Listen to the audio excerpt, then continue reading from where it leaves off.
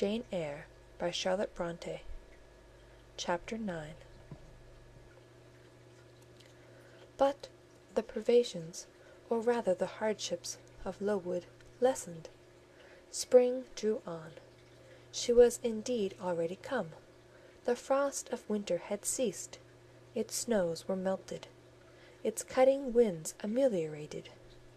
My wretched feet, flayed and swollen to lameness by the sharp air of January, began to heal and subside under the gentler breathings of April. The nights and mornings no longer by their Canadian temperature froze the very blood in our veins. We could now endure the play hour passed in the garden. Sometimes on a sunny day it began even to be pleasant and genial, and a greenness grew over those brown beds, which, freshening daily, suggested the thought that hope traversed them at night, and left each morning brighter traces of her steps. Flowers peeped out amongst the leaves, snowdrops, crocuses, purple auriculas, and golden-eyed pansies. On Thursday afternoons, half-holidays, we now took walks, and found still sweeter flowers opening by the wayside, under the hedges. I discovered, too, that a great pleasure, an enjoyment which the horizon only bounded, lay all outside the high and spiked guarded walls of our garden. This pleasure consisted in prospect of noble summits girdling a great hill hollow, rich in verdure and shadow, in a bright beck, full of dark stones and sparkling eddies. How different had this scene looked when I viewed it laid out beneath the iron sky of winter, stiffened in frost, shrouded with snow! When mist as chill as death wandered to the impulse of east winds along those purple peaks, and rolled down Ing and Holm till they blended with the frozen fog of the beck. That beck itself was then a torrent, turbid and curbless. It tore asunder the wood, and sent a raving sound through the air, often thickened with wild rain or whirling sleet. And for the forest on its banks, that showed only ranks of skeletons. April advanced to May. A bright serene May it was. Days of blue sky, placid sunshine, and soft western or southern gales filled up its duration. And now vegetation matured with vigour. Lowood shook loose its tresses. It became all green, all flowery. Its great elm, ash, and oak skeletons were restored to majestic life. Woodland plants sprang up profusely in its recesses. Unnumbered varieties of moss filled its hollows, and it made a strange ground sunshine out of the wealth of its wild primrose plants. I have seen their pale gold gleam in overshadowed spots like scatterings of the sweetest lustre. All this I enjoyed often and fully, free, unwatched, and almost alone. For this unwonted liberty and pleasure there was a cause, to which it now becomes my task to advert. Have I not described a pleasant site for a dwelling, when I speak of it as bosomed in hill and wood, and rising from the verge of a stream? Assuredly pleasant enough, but whether healthy or not is another question. That forest dell, where Lowood lay, was the cradle of fog and fog-bred pestilence, which, quickening with the quickening spring, crept into the orphan asylum, breathed typhus through its crowded schoolroom and dormitory, and ere May arrived, transformed the seminary into a hospital. Semi-starvation and neglected colds had predisposed most of the pupils to receive infection. 45 out of the 80 girls lay ill at one time. Classes were broken up, rules relaxed. The few who continued well were allowed almost unlimited license, because the medical attendant insisted on the necessity of frequent exercise to keep them in health, and had it been otherwise, no one had leisure to watch or restrain them. Miss Temple's whole attention was absorbed by the patients. She lived in the sick room, never quitting it except to snatch a few hours' rest at night.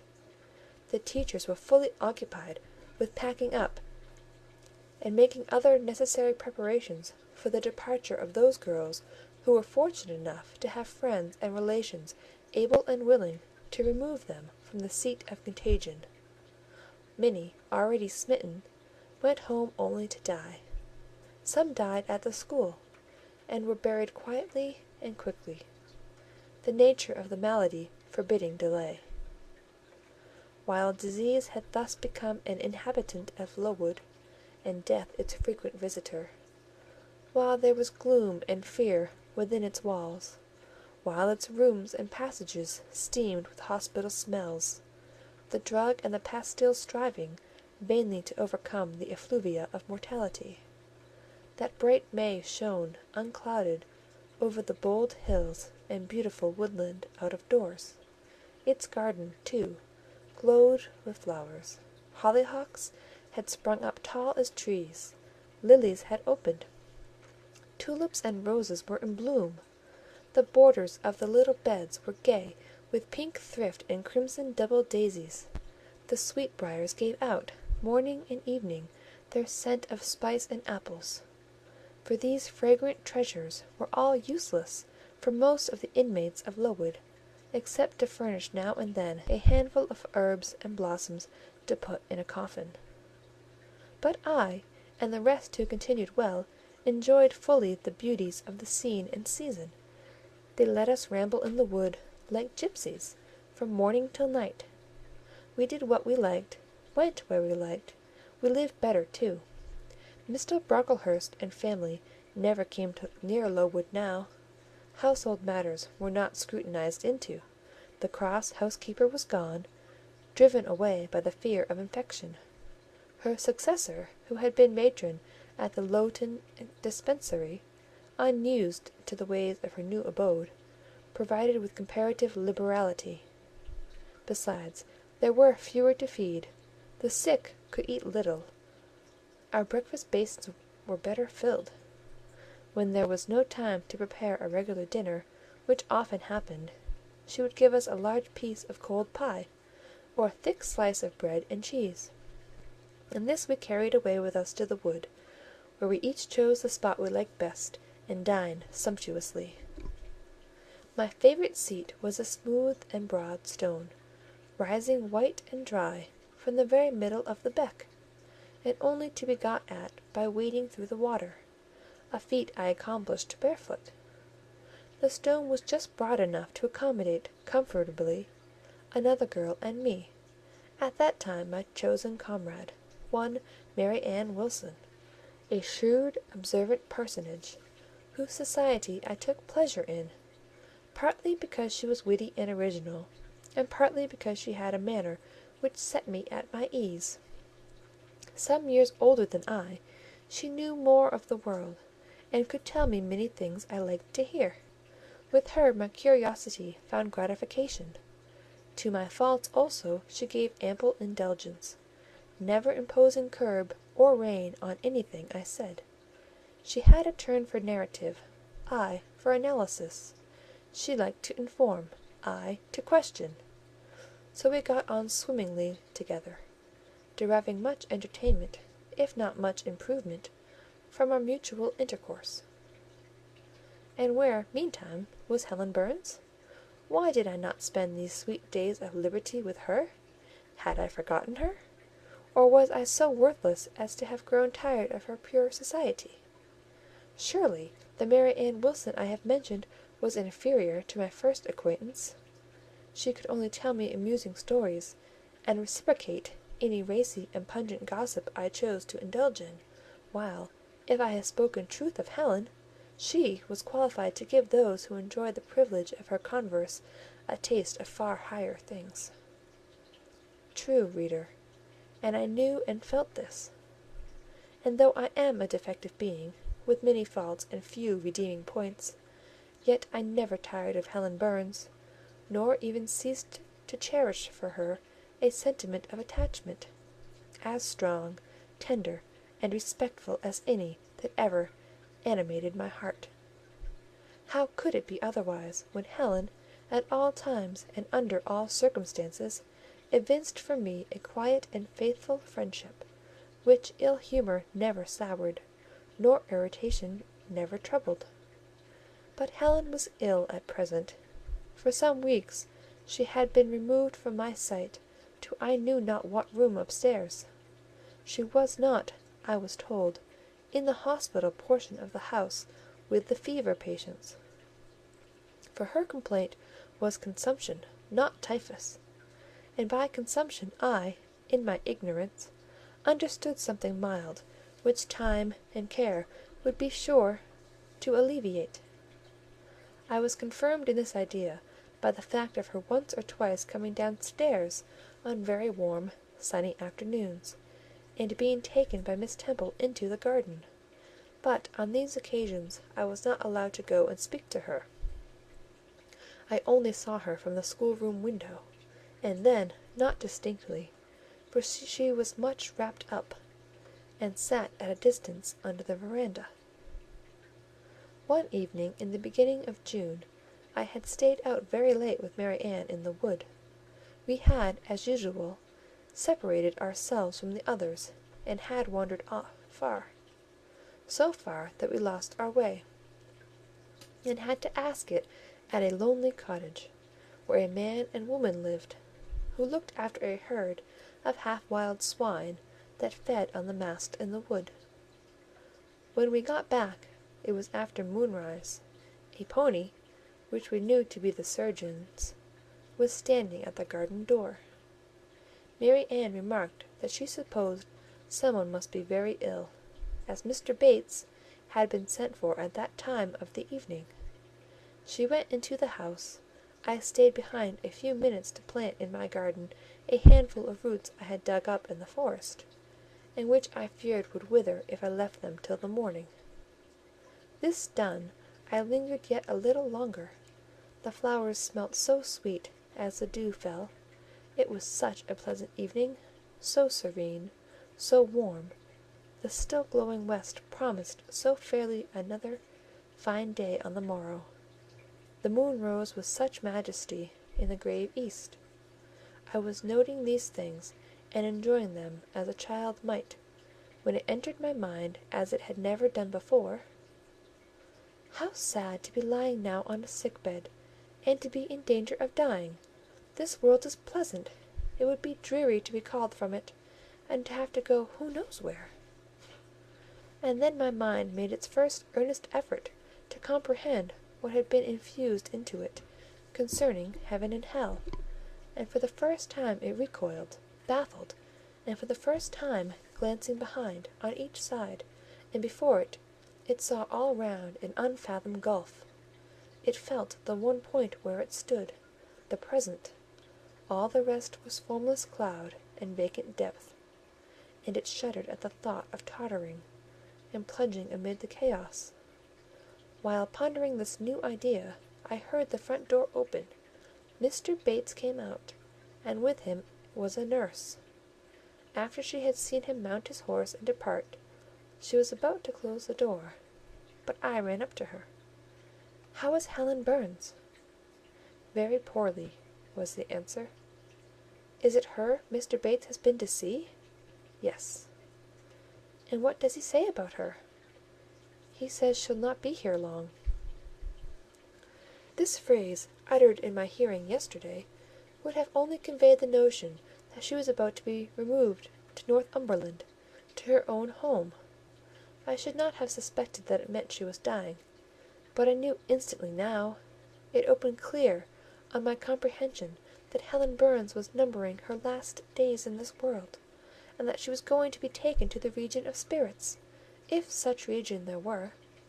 I experienced a shock of horror, then a strong thrill of grief, then a desire, a necessity to see her, and I asked in what room she lay. "She is in Miss Temple's room," said the nurse. "May I go up and speak to her?" "Oh no, child, it is not likely; and now it is time for you to come in. You'll catch the fever if you stop out when the dew is falling." The nurse closed the front door, I went in by the side entrance which led to the schoolroom. I was just in time. It was 9 o'clock, and Miss Miller was calling the pupils to go to bed. It might be 2 hours later, probably near 11, when I, not having been able to fall asleep, and deeming, from the perfect silence of the dormitory, that my companions were all wrapped in profound repose, rose softly, put on my frock over my night-dress, and without shoes, crept from the apartment, and set off in quest of Miss Temple's room. It was quite at the other end of the house, but I knew my way, and the light of the unclouded summer moon, entering here and there at passage windows, enabled me to find it without difficulty. An odour of camphor and burnt vinegar warned me when I came near the fever room, and I passed its door quickly, fearful lest the nurse who sat up all night should hear me. I dreaded being discovered and sent back, for I must see Helen. I must embrace her before she died. I must give her one last kiss, exchange with her one last word. Having descended a staircase, traversed a portion of the house below, and succeeded in opening and shutting without noise 2 doors, I reached another flight of steps. These I mounted, and then, just opposite to me, was Miss Temple's room. A light shone through the keyhole, and from under the door profound stillness pervaded the vicinity. Coming near, I found the door slightly ajar, probably to admit some fresh air into the close abode of sickness. Indisposed to hesitate, and full of impatient impulses, soul and senses quivering with keen throes, I put it back and looked in. My eye sought Helen, and feared to find death. Close by Miss Temple's bed, and half covered with its white curtains, there stood a little crib. I saw the outline of a form under the clothes, but the face was hid by the hangings. The nurse I had spoken to, in the garden, sat in an easy-chair, asleep. An unsnuffed candle burnt dimly on the table. Miss Temple was not to be seen. I knew afterwards that she had been called to a delirious patient in the fever room. I advanced, then paused by the crib side. My hand was on the curtain, but I preferred speaking before I withdrew it. I still recoiled at the dread of seeing a corpse. "Helen," I whispered softly, "are you awake?" She stirred herself, put back the curtain, and I saw her face, pale, wasted, but quite composed. She looked so little changed that my fear was instantly dissipated. "Can it be you, Jane?" she asked in her own gentle voice. "Oh," I thought, "she is not going to die. They are mistaken. She could not speak and look so calmly if she were." I got on to her crib and kissed her. Her forehead was cold, and her cheek both cold and thin, and so were both her hand and wrist, but she smiled as of old. "Why are you come here, Jane? It is past 11 o'clock. I heard it strike some minutes since." "I came to see you, Helen. I heard you were very ill, and I could not sleep till I had spoken to you." "You came to bid me good-bye, then? You were just in time, probably." "Are you going somewhere, Helen? Are you going home?" "Yes, to my long home, my last home." "No, no, Helen!" I stopped, distressed. While I tried to devour my tears, a fit of coughing seized Helen. It did not, however, wake the nurse. When it was over, she lay some minutes exhausted. Then she whispered, "Jane, your little feet are bare. Lie down and cover yourself with my quilt." I did so. She put her arm over me, and I nestled close to her.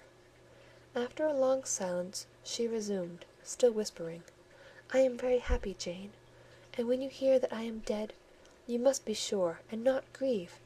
There is nothing to grieve about. We all must die one day, and the illness which is removing me is not painful. It is gentle and gradual. My mind is at rest. I leave no one to regret me much. I have only a father, and he is lately married, and will not miss me. By dying young I shall escape great sufferings. I had not qualities or talents to make my way very well in the world. I should have been continually at fault. But where are you going to, Helen? Can you see? Do you know? I believe. I have faith. I am going to God. Where is God? What is God? My Maker and yours, who will never destroy what He created. I rely implicitly on His power, and confide wholly in His goodness. I count the hours till that eventful one arrives, which shall restore me to Him, reveal Him to me. You are sure then, Helen, that there is such a place as heaven, and that our souls can get to it when we die? I am sure there is a future state. I believe God is good. I can resign my immortal part to Him, without any misgiving. God is my Father. God is my friend. I love Him. I believe He loves me. And shall I see you again, Helen, when I die? You will come to the same region of happiness, be received by the same mighty, universal Parent, no doubt, dear Jane. Again I questioned, but this time only in thought. Where is that region? Does it exist? And I clasped my arms closer around Heaven. She seemed dearer to me than ever. I felt as if I could not let her go. I lay with my face hidden on her neck. Presently she said in the sweetest tone, "How comfortable I am! That last fit of coughing has tired me a little. I feel as if I could sleep. But don't leave me, Jane. I like to have you near me. I'll stay with you, dear Helen. No one shall take me away." "Are you warm, darling?" "Yes." "Good night, Jane." "Good night, Helen." She kissed me, and I her, and we both soon slumbered. When I awoke it was day. An unusual movement roused me. I looked up. I was in somebody's arms. The nurse held me. She was carrying me back through the passage to the dormitory. I was not reprimanded for leaving my bed. People had something else to think about. No explanation was afforded then to my many questions. But a day or two afterwards I learned that Miss Temple, on returning to her own room at dawn, had found me laid in the little crib, my face against Helen Burns's shoulders, my arm round her neck. I was asleep, and Helen was dead. Her grave is in Brocklebridge churchyard. For 15 years after her death, it was only covered by a grassy mound, but now a grey marble tablet marks the spot, inscribed with her name and the word Resurgam. End of chapter 9.